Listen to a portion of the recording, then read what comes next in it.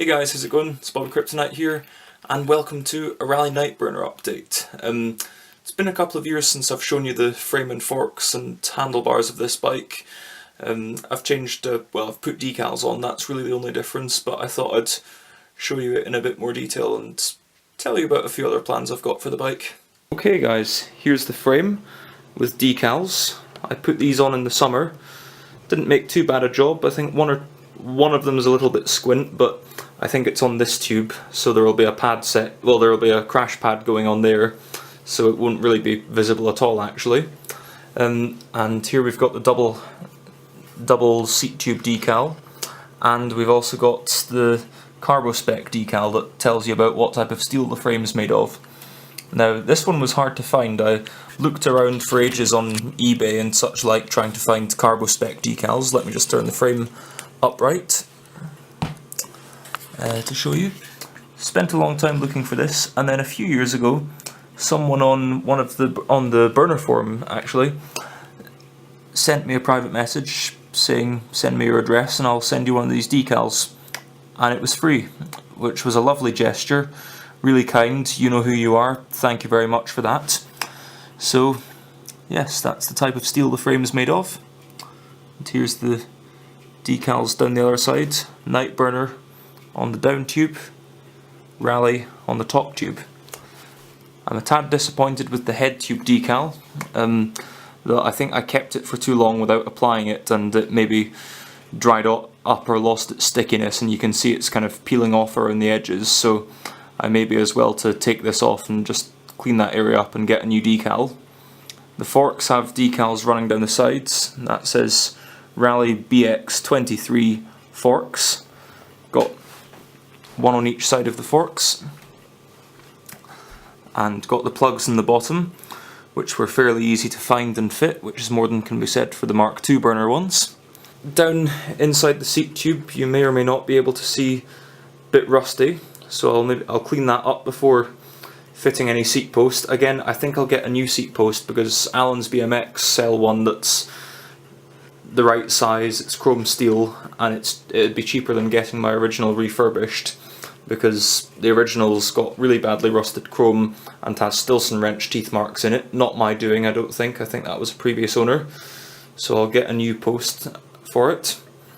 And also these threads here at the top of the forks are a tad rusty, so I'll maybe get a wire brush wheel attachment on a bench grinder and just gently go after that to clean the threads, and it'll make the new headset nuts go on a lot more nicely. You've seen these before, but I took them out of the plastic bag for the first time, and I've had them in the 5 years, and I'm disappointed. The quality of the finish isn't very good. You can see there and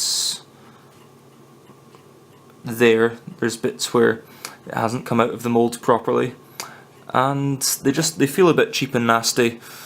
These aren't originals, they're modern day grips. Originals would have been a slightly darker shade of grey and had larger dots and fewer of them.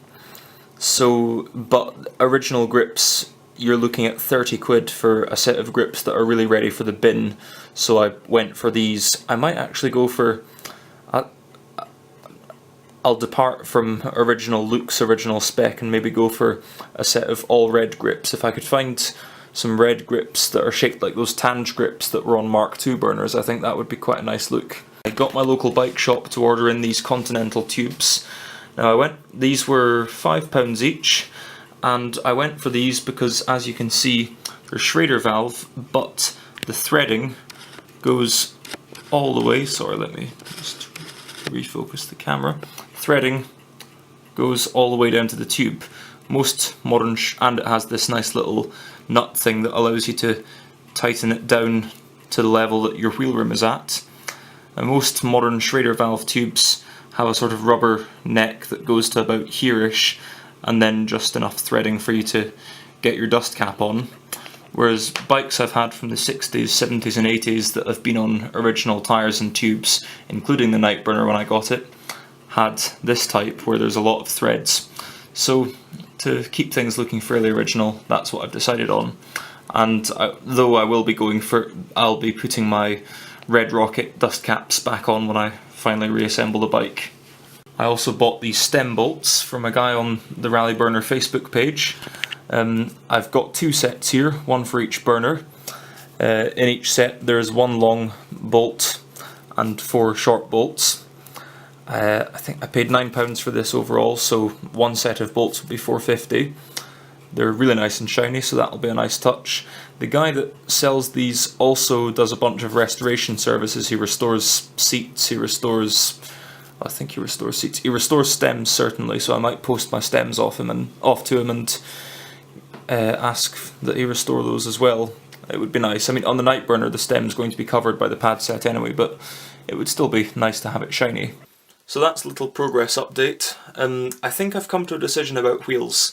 I'd always said to myself that I wanted to have 1 burner on mags and 1 burner on its actual aluminium wheels, so I think I will actually go for getting the rims reanodised, and I can't lace wheels and I don't want to try and learn on a set of rims that I've just had reanodised, so I'll just buy a bunch of new spokes and get a shop to build them for me.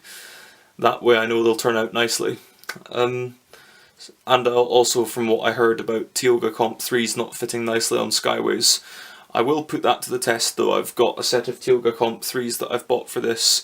I'll maybe trial fit them to the Skyways that are on the other burner, just to see what they were talking about. I think that's about it for now. Anyway, I hope you've enjoyed this little update. If you did, give it a like. Follow the Facebook page for this channel. Follow me on Twitter. Subscribe. Hope you've enjoyed the video, and I'll see you in the next one. Ta-bye.